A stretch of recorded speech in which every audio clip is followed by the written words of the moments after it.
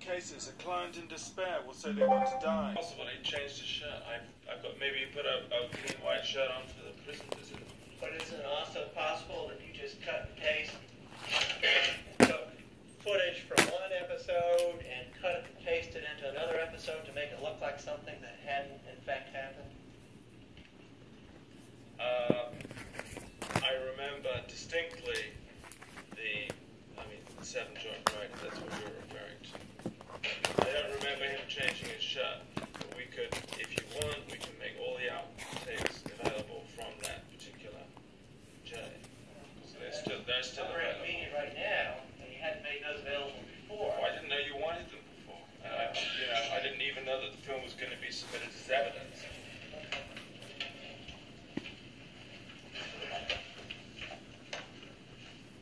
If I was making that trip, I would probably change my shirt at the end of the trip.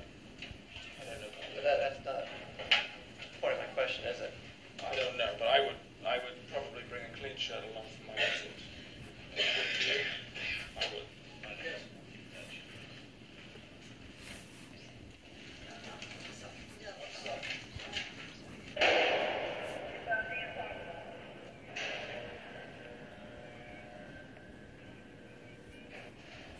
I got a message that Aileen wanted me to come meet her at the local jail. She had something to say. My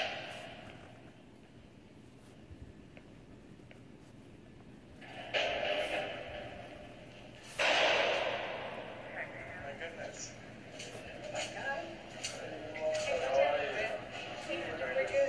Get it out of there, Nick. Get it straight. I'm just trying to. Sorry. Sure. It was a microphone, which is sorry about that. Oh, Lordy. All right. Okay. I can't believe this microphone, how small it is. You know, it actually works. It actually was. Okay, Nick, this interview, man. I just let me do this thing over one more time because I know you guys pre-tape and you clip and stuff. Right. So let me say it one more time, kind of right, okay? Because I'm really concerned about the family members. I gotta get my hair out of my face while I'm doing this. Because I'm really concerned about the family members. So I want to say this again, over.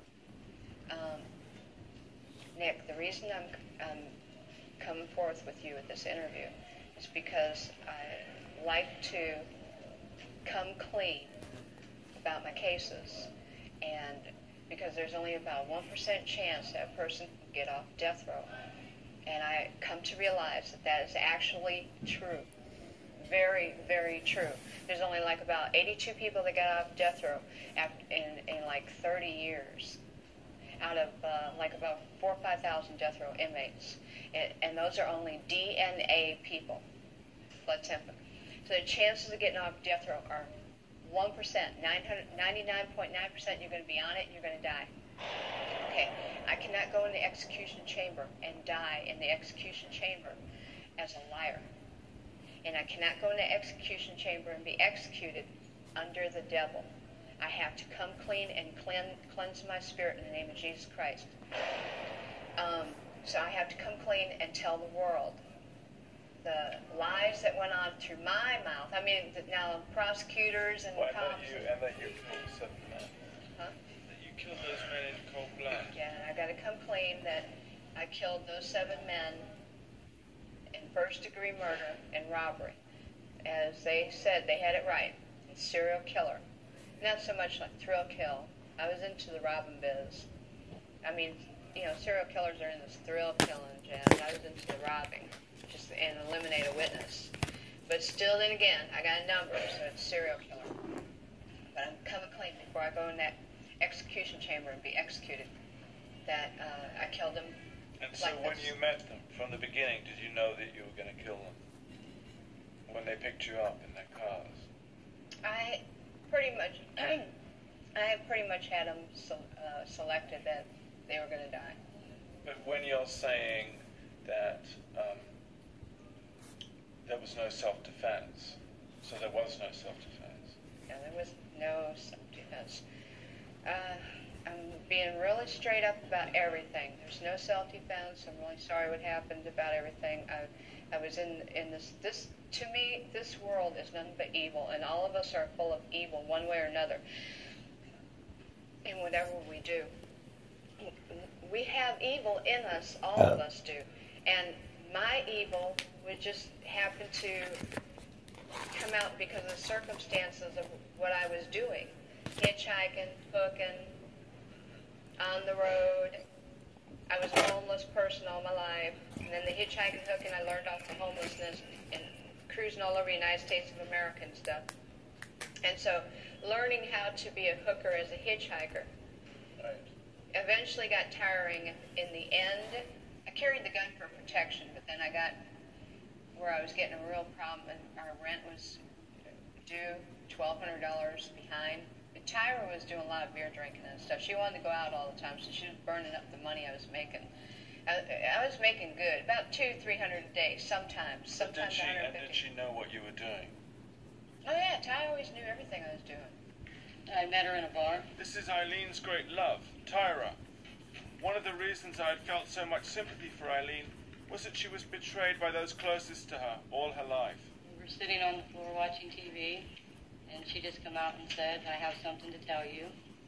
And I asked her what, and she said that she had shot and killed a man that day.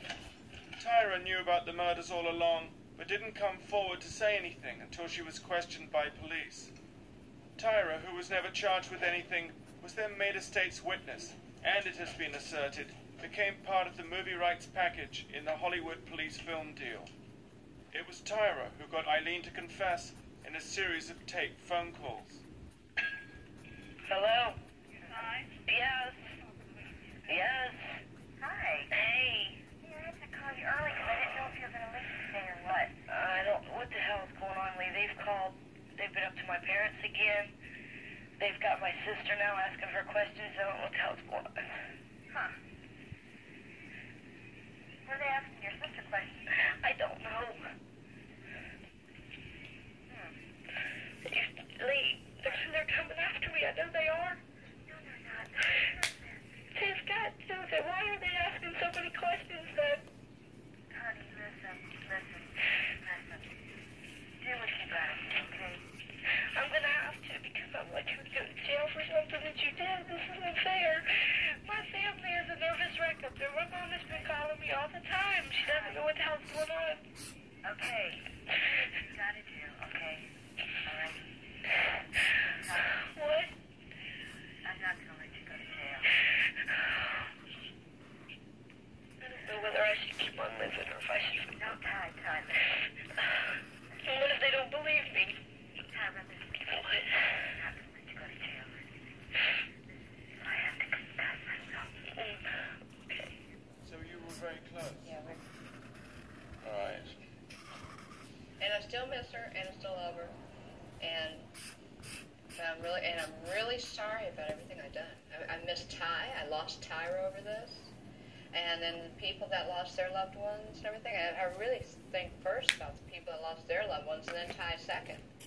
Because I have to put them in first on this whole thing. I'm really sorry for, them losing their loved ones, man. I know the feeling. And what about with Richard Mallory? Because you gave that testimony with Richard Mallory. Yeah, Richard Mallory was not self-defense. Richard Mallory I killed, and I needed his wheels to move the stuff, and he had the right amount of money I needed to move into the apartment. So But what about the testimony that you gave in court about that's just, like I was saying, the Visine and I was just doing a lying biz. That was just my lying gig, trying to beat the system. really? So that was really all. None of it was true. And he said, "It doesn't matter to me. Your body will still be warm for my huge cock." And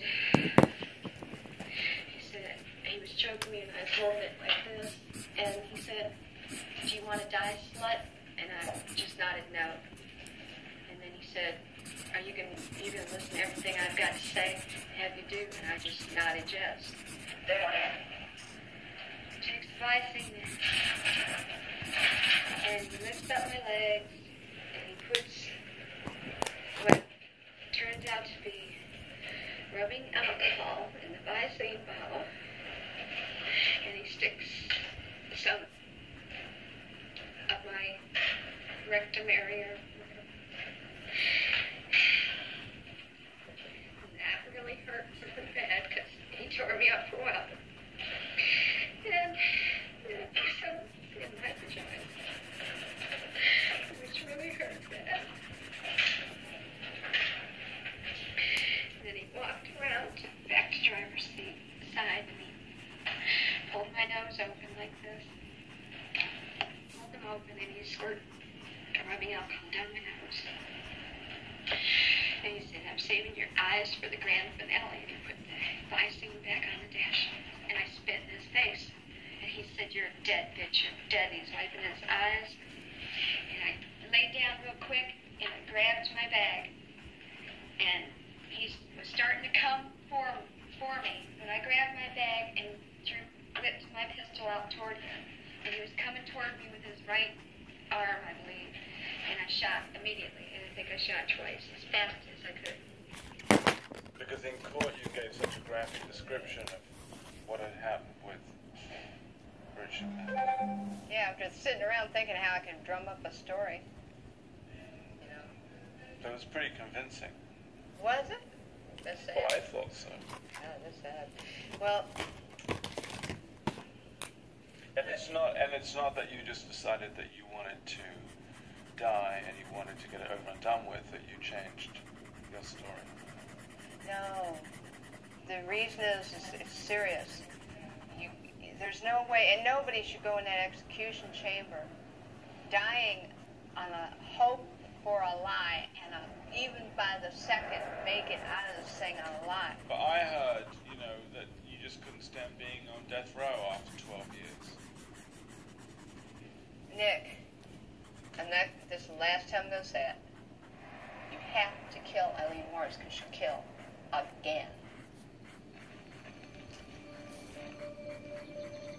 I had always believed that Aileen Wuornos had acted in self-defense, and that Richard Mallory, her first victim, who had a long history of sex crimes and who had spent 5 years in an institution for sex offenders, had tortured and tormented Aileen, pushing her over the edge into an insanity which led to the other 6 murders. This is what Aileen said to Judge Muriel Blunt before the sentencing on the Richard Mallory murder. What I did was what anybody else would do. I defended myself, which everybody has the right to defend themselves. And I had no intentions of killing anyone. I would not do that. I'm not that type of person. But the jury didn't go for it. This was Eileen's reaction on receiving her first death sentence. The majority of the jury, by a vote of 12 to nothing, advise and recommend to the court that it impose the death penalty upon Aileen Carol Wuornos, also known as Susan Lynn Blahovic, also known as Lori Christine Brady, also known as Henry Marsh Green. Dated at DeLand, Volusia County, Florida, the 30th day of January, 1992. Aileen, how do you feel about the verdict?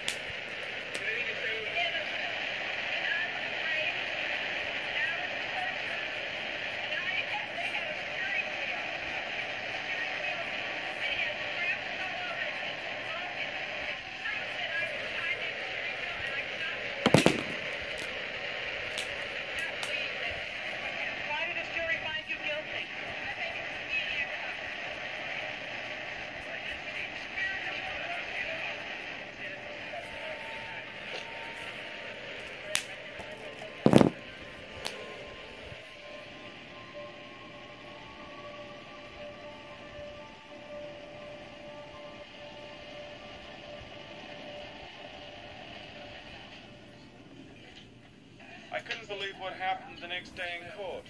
Aileen objecting to her own witnesses. And I need to get this on record. She's taking it down. Okay. There's some witnesses that are coming to this thing. And I've already told my attorneys on numerous occasions, these people did not grow up with me at all. They lived in the neighborhood, but they didn't really associate with me, my brother, and my sister, and everybody else. Here's the only thing. the attorney can call them, but he can't put on anyone he thinks is committing perjury. That's unethical for him to do that. If he thinks they're lying, if he knows that they're lying, he can't put them on. Okay. Thank you. Thank you.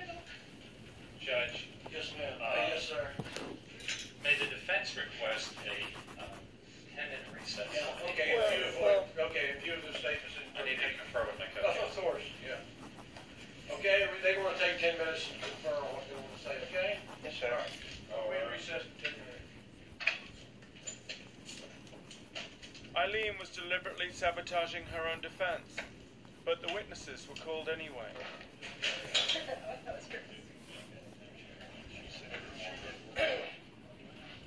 Danny Corwell, like many other boys in the neighborhood, lost his virginity to Aileen.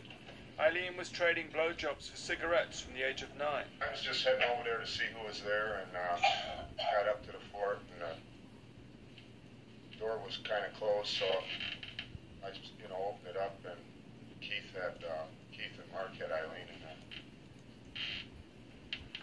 What do you mean that they had Aileen in there? Well, they had her in there, and she was naked, And what was happening? well, Keith was having sex with her.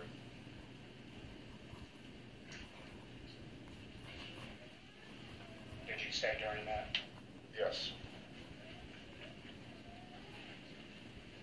Did you ever have sex with Aileen again? Just that day. Jerry Moss, who was a lover of Eileen's, pretended in public he didn't even know her. She wanted us to be boyfriend, girlfriend in public, and When you were in public around other kids, when the rest of the kids were around, how did you treat her? like she was nobody, like she was dirt, like I had nothing to do with her. What would you say to her? Tell her, get the fuck out of my face and go some fucking place else. Would you call her any names? Call her ugly, bitch.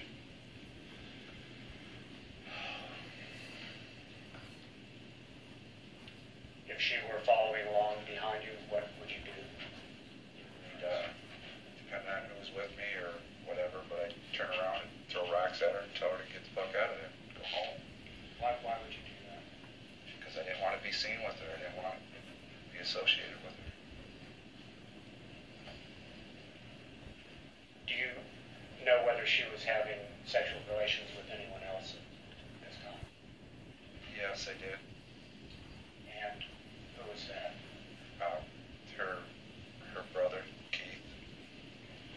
Is that her uncle, or is that her actual? That's her actual brother. I just want to make sure that, I just wanted to remark that you take a polygraph on what they're saying because there's too much perjury. all right.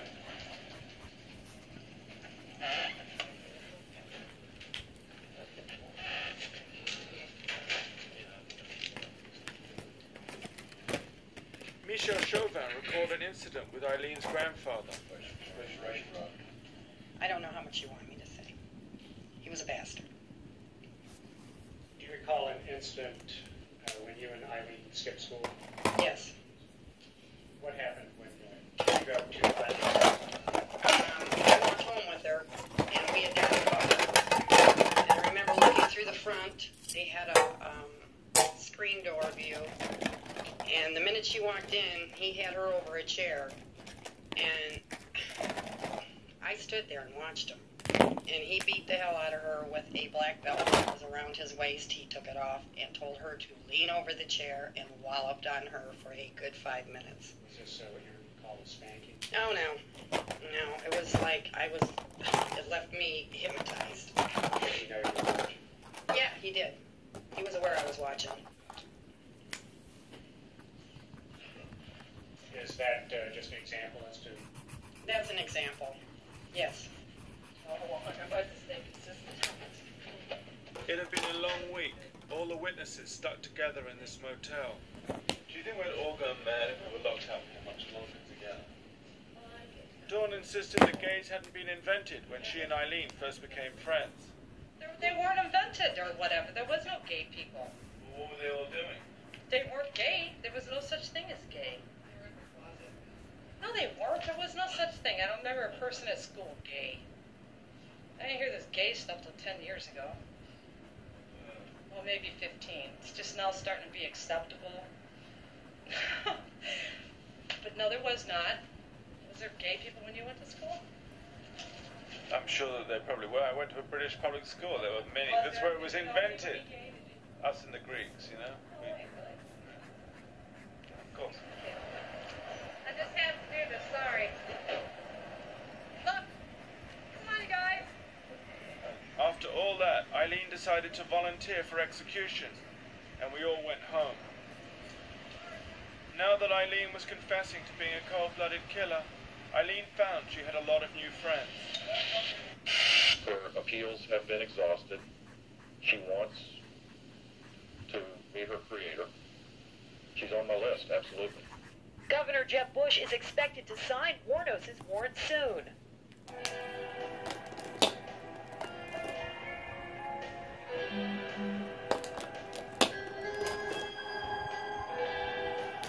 We had all come to this as witnesses, hoping to get Aileen off death row, but it now felt like we were taking part in an execution. There was talk of making an appeal on the grounds of Eileen's mental competence. We traveled to Troy, Michigan, where Aileen grew up, to find out more.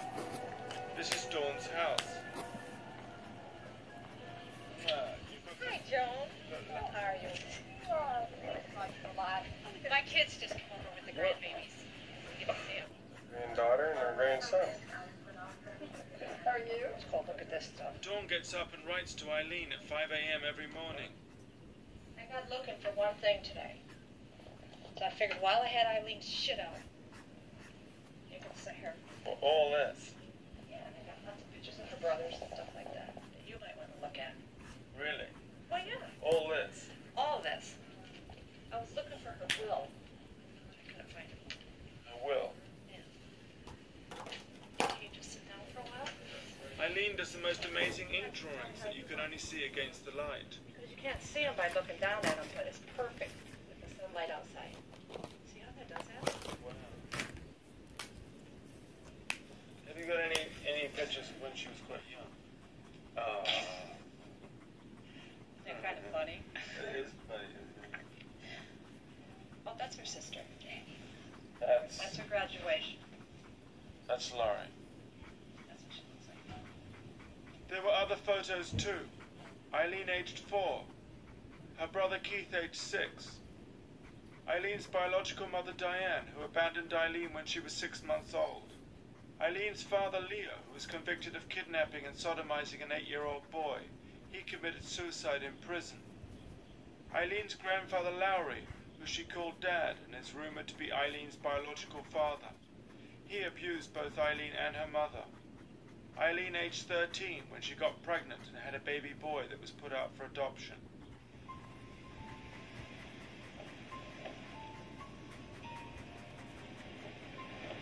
After the baby, Aileen became the local untouchable. She spent 2 years living in the woods at the end of her street.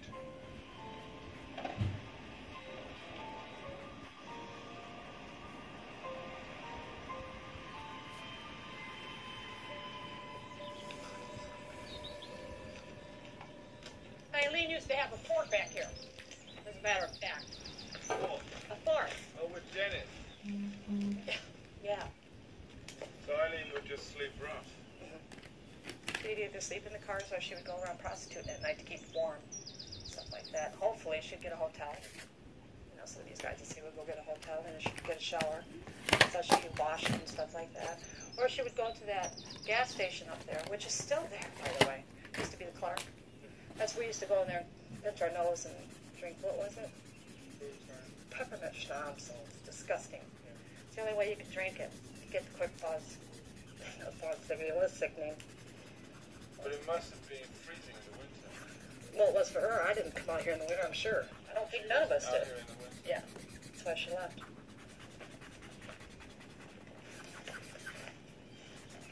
As it the other kids pick on her, though. Yeah. Do you remember where we were at? Yeah, they always picked on her, or she picked on them. Because they always had something terrible to say about her. But that's because she had a baby. They naturally assumed that she did get, she slept with people for money and all that. So I imagine the girls in our days probably thought, well, she sleeps with everybody, and they just didn't like that. They don't think it's funny now, though. What do you mean? They think it's terrible how they treated her. Yeah. And everybody all of a sudden comes out of the woodwork and said, oh, I was nice to her. I gave her clothes and stuff like that. No, they didn't.